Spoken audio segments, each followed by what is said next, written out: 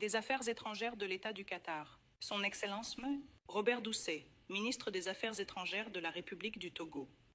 Désolé, Mesdames et Messieurs les sénateurs, Excellences, distingués invités, et à tous les citoyens congolais qui suivent ce mouvement, où que vous soyez. Il y a 2 mois, dans cette même salle, nous avons signé une déclaration de principe, un premier pas concret pour sortir de l'impasse et tracer la voie vers la paix. Aujourd'hui, ce choix prend forme et des efforts soutenus portent leurs fruits. Avec cet accord de paix, nous ouvrons un nouveau chapitre qui exige non seulement un engagement, mais aussi le courage de le mener à bien. En signant cet accord, nous réaffirmons que la paix est un simple choix, mais aussi la responsabilité de respecter le droit international, de défendre les droits de l'homme et de protéger la souveraineté des États. Ceux qui ont le plus souffert regardent. Ils s'attendent à ce que cet accord soit respecté et nous ne pouvons pas les décevoir. Cet accord s'appuie sur les efforts de nombreuses personnes. Tout d'abord, nous tenons à exprimer notre sincère gratitude à son Excellence le Président Donald J. Trump pour son engagement envers ce processus de paix.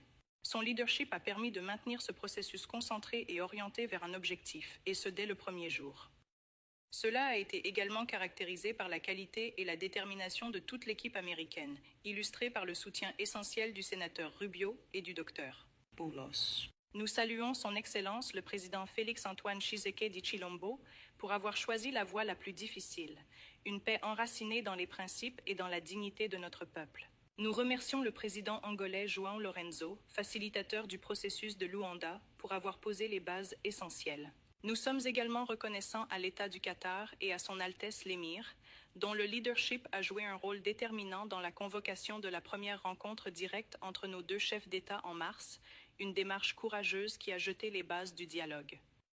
Le Qatar a depuis facilité de nouvelles négociations à Doha et est resté un partenaire fidèle et respectueux des principes tout au long de cet effort de paix. L'Union africaine, par l'intermédiaire de son président et du facilitateur désigné, son Excellence Phonia Singbe du Togo, a ancré ce processus dans l'appropriation africaine. Enfin, nous remercions l'équipe de négociation de la RDC et du Rwanda pour leur persévérance et leur dévouement. Ce moment a mis du temps à arriver. Cela n'effacera pas la douleur, mais cela peut commencer à restaurer ce que le conflit a privé de sécurité, de dignité et de sens de l'avenir à de nombreuses femmes, hommes et enfants. Pour la région des Grands Lacs, cela offre une occasion rare de tourner la page, non seulement avec des mots, mais avec un réel changement sur le terrain. Certaines blessures guériront, mais elles ne disparaîtront jamais complètement. Elles peuvent repousser, mais la peau restera toujours fine et fragile. Et au fond, la chair s'en souviendra encore. Parfois, nous nous sentirons engourdis et à d'autres moments, nous ressentirons une douleur soudaine qui nous rappellera ce qui a été perdu à jamais. Les cicatrices que nous portons sur notre corps et dans notre âme nous rappelleront ce qui ne doit jamais être oublié, répété ou accepté. Il y a quelques jours à Kinshasa, une coalition d'organisations de femmes m'a fait part d'un message clair. Nous ne voulons pas d'un pays d'élite. Nous voulons une paix réelle partagée et construire avec nous.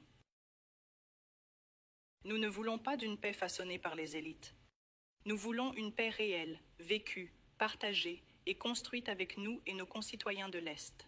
Cet accord a été signé en pensant à vous. Elle prévoit le désengagement des forces armées, la protection des civils, le retour des personnes déplacées et des réfugiés sous l'autorité du gouvernement et établit un mécanisme de suivi pour assurer le respect de ces engagements.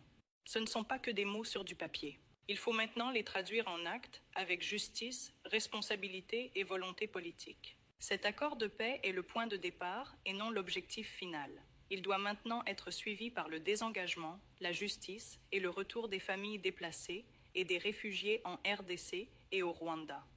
Cependant, aucun texte, aussi soigneusement négocié soit-il, ne peut à lui seul porter le poids de la paix. Je me souviens encore du jour où nous avons signé la déclaration de principe. Un membre de l'équipe américaine a déclaré « Si c'était facile, cela aurait été fait depuis longtemps ». Cela est plus vrai aujourd'hui que jamais. Ce que nous avons signé n'est aussi fort que notre volonté de le mettre en œuvre.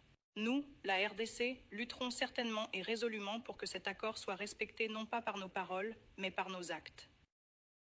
Aujourd'hui, nous avons choisi la paix. Ce qui compte désormais, c'est de la protéger et de prouver à notre peuple et au monde que même dans une région marquée par de profondes cicatrices, la dignité et la coopération peuvent prévaloir. Alors maintenant, notre travail commence véritablement. Merci.